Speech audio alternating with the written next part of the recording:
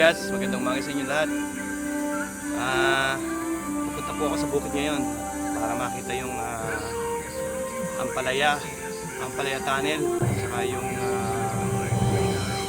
siling panigang na tayo ngayon sa bukid. May kamote pa yata.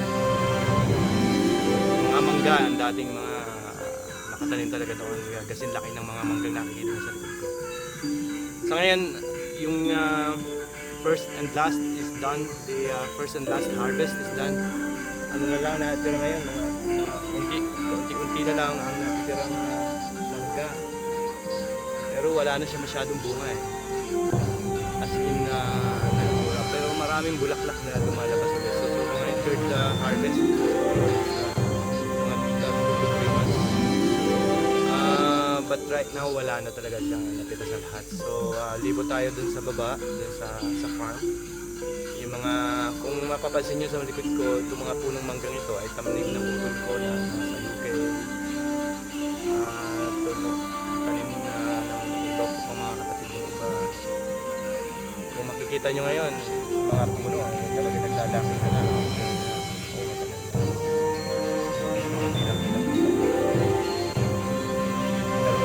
Iikot ko kayo ng mga at ikita ko sa inyo yung paligid kung ano ang itsura niya.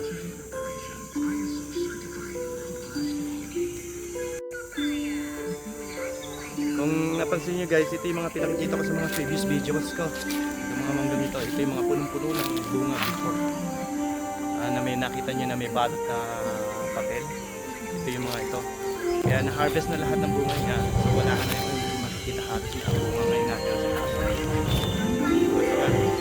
So pakikita ko sa inyo yung nasa baba, nalaglag na hindi na yan napansin noon na may natira pa siya. So pag napansin niyo yung ibaba niya, makikita niyo yung mga ibang laglag. Tulad nito ay nalaglag na lang siya, ay nakagat na siya ng hayop. So yung mga iba pa na nalaglag.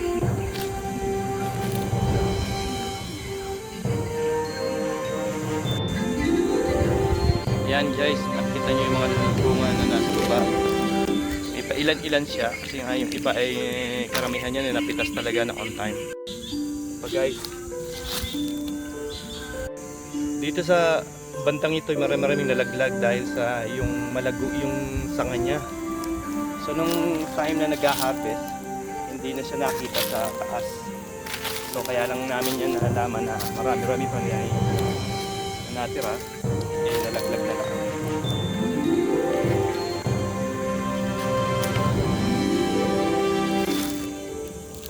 Kita nyo guys, ayan iba-ibang sizes ng mangga.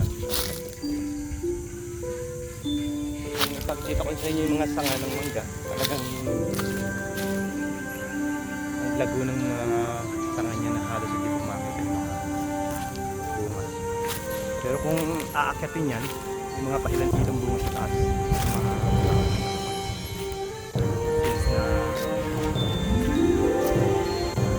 wala rin naman ako makikita ito siya. Pero kung mapapansin nyo guys, sa may dulo na yon, makikita nyo may mga bulaklak pa. Ayan, mga ano na yan, hindi na siya season ng bulaklak, pero yan ay pag nagtuloy mga 2 months I guess, harvest na rin yan. Hindi lang mga mangga ang tanim niyan guys, kundi yung mga ibang halaman.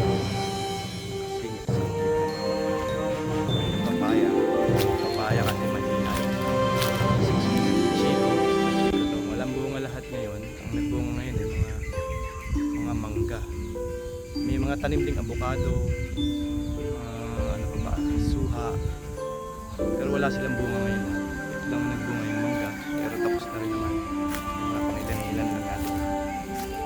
Wala doon Chico, pagkaganitong parang hindi ko alam kung paano so, wala ko na yung indication na magbunga niya. Baka doon natin yung mga previous na videos ko. Malaki na dito. Pero ngayon mga dry na dry in summer kahit saan dito sa Pilipinas. Wala ka makikita ng mga bunga ng mangga. Sadyang nagsucceed lang sa pagbubunga itong Itong manggahan na to mula rito hanggang doon pa sa baba. Ilang minutong nakaraan doon. Kita ko sa inyo later. At kung ano pa ang meron doon sa farm.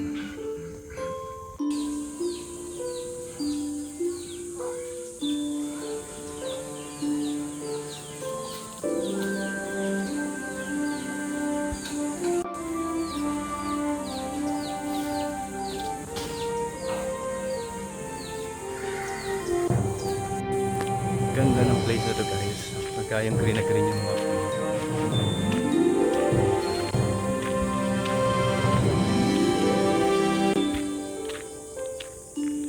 Bukas na lang natin babalikan yung iba.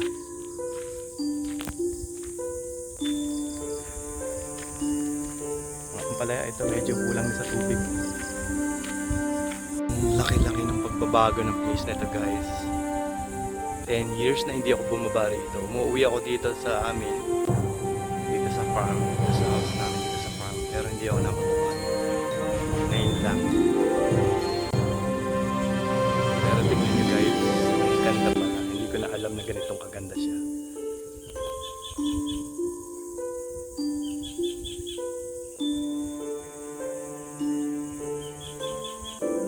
Hindi ko alam na ganitong kaganda siya. Yan yung utol ko. Ano yata. Papakain yata ng baka.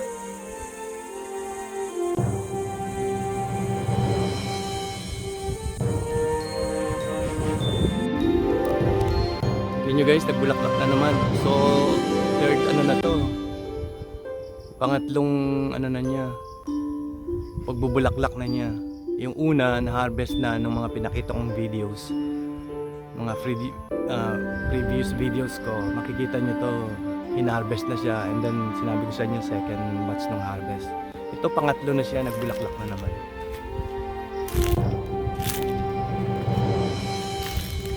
Itong isang mangga na to, itong puno ng mangga na to particularly, ito ang tinanim na pupul ko na nasa UK.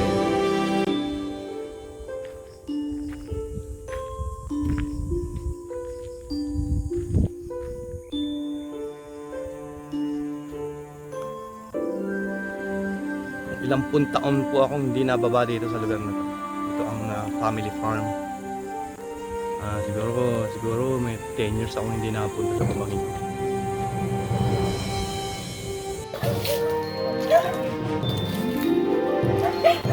Kahit sa places kapag punta ng sulok ng mundo, laging may pagsubok, laging may obstacle. Ngayon, yung obstacle na yon, kung paano mo siya i-handle. Mayroong mga nag-ano? Tara. Bibidyo ko yan. Ano yan? Para ano?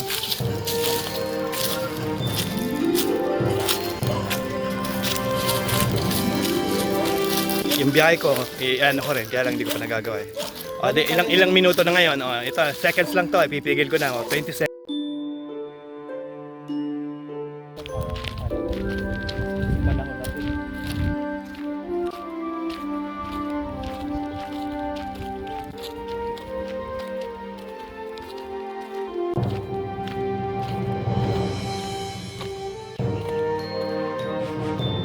Sige ka lang, mauna ka susunod ako ha. Pabuli mo yung mga kasama.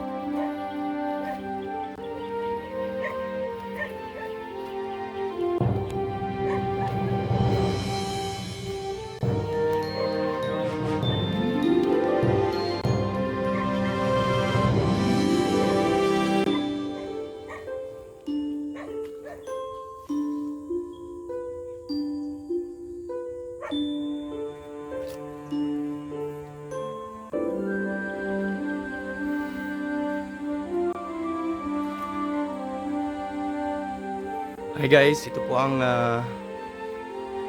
Ampalaya Tunnel. Nasa ilalim po ako ng Ampalaya.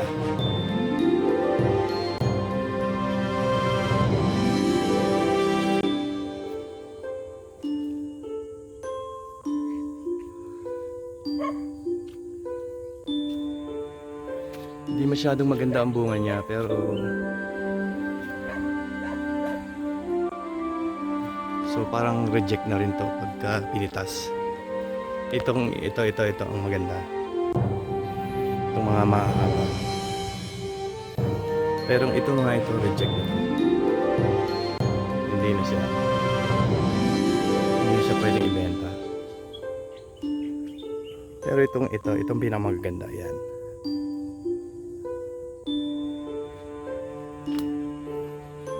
Ito, ang dami niyang maliliit. So ito, magaganda ito. Ang dami niyang maganda. Pwede na to harvestin mga siguro 2 days pa. Dito. Pero ito, reject na. Tulad nito, reject na ito.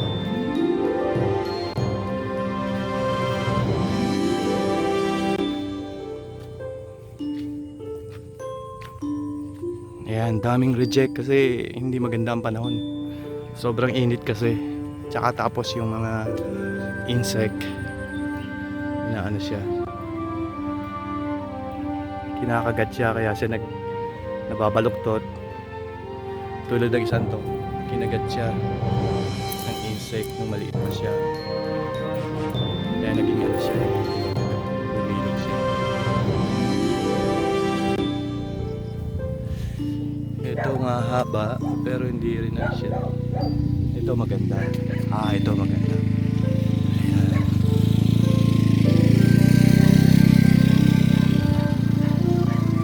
Ito maganda. Yan ang maganda. Ito. Saka ito. Ampalaya Tunnel. Ganyan ang ampalaya kasi yung mga bagay niya. Kaya kung naglilinis ka ng mga ilalim ng ampalaya, kahit katanghalian, malamig pa rin siya sa ilalim.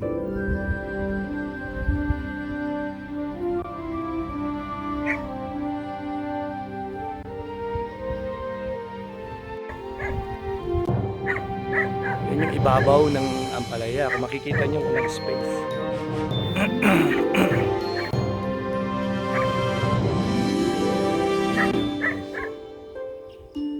Yan yung ibabaw ng ampalaya.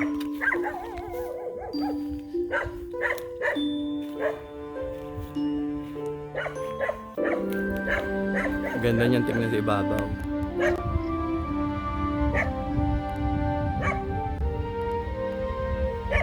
Pantay siyang ganda.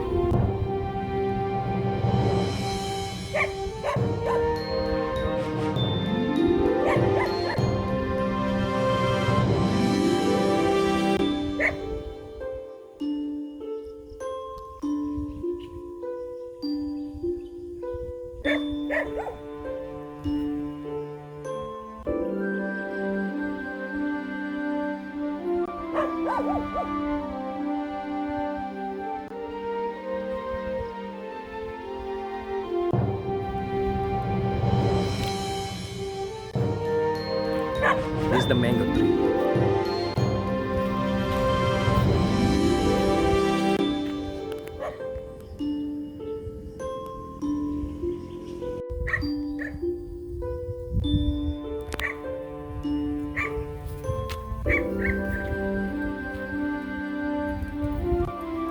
Kaya kung makikita nyo guys, tingnan nyo yung ilalim. Tingnan nyo yung mga bunga. Yan ang sinasabi ko, nakagat na siya ng mga insekto, maliit pa siya. So nalalaglag na lang siya. Kung magtutuloy naman siya, eventually magiging ganyan din siya. Lalaglag. Kasi hindi siya magsusunod.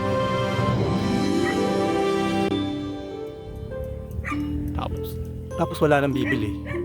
Pwede siya kainin lang. Ayan, tulad yan. Tulad nito, kain na siya. Kung makikita nyo guys, may kain siya dito. May kagat siya.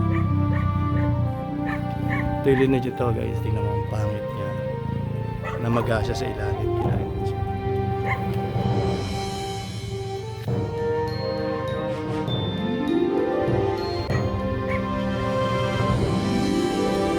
guys ay upo. Ang haba ng upo.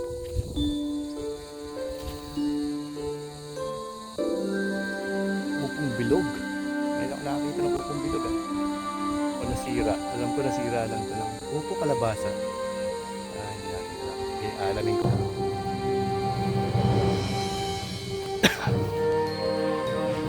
Kalabasa siya guys.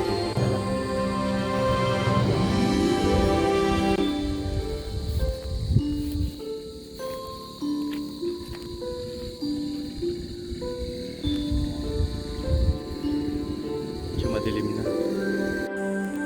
Ito guys, ano naman, ano to? Siling panigang. Parang nirerentahan lang to sa namin, sa mother ko, sa farm namin. Pero ang ganda niya. Ang renta yata rito annually. Nasa $100 lang. $200 I think. Wala pa. $200 yata annually. Renta sa lupa. Kung hindi ako nagkakamali.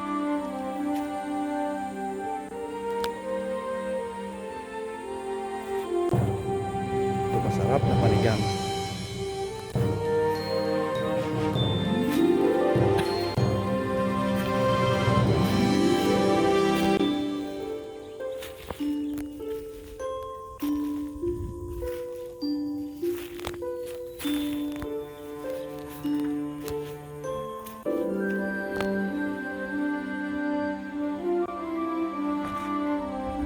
Hindi ko alam na ganitong kadaming manggas yan.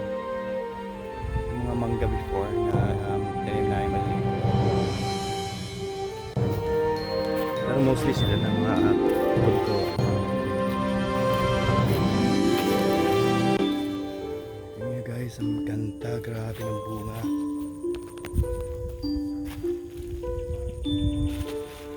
Grabe guys, ang gaganda.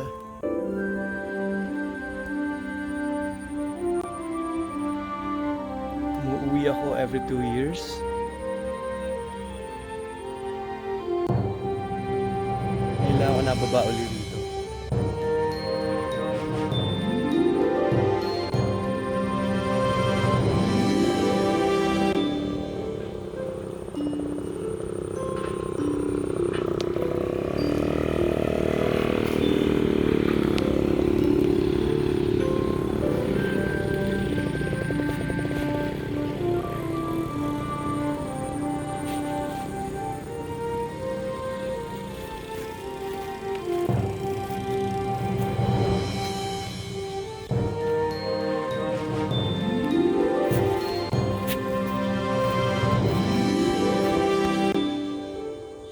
Hey guys, may nakita tayo nung nagtatrabaho sa farm. Tingnan natin kung ano kasabi natin.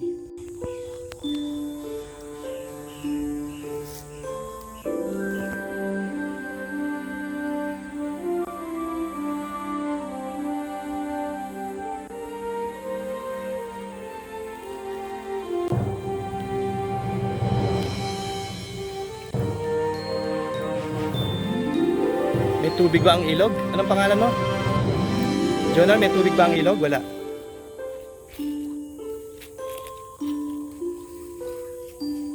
Eh, yung mga ampalaya na yun, ampalaya pa ba yung nandun sa dulo? Kanin yun?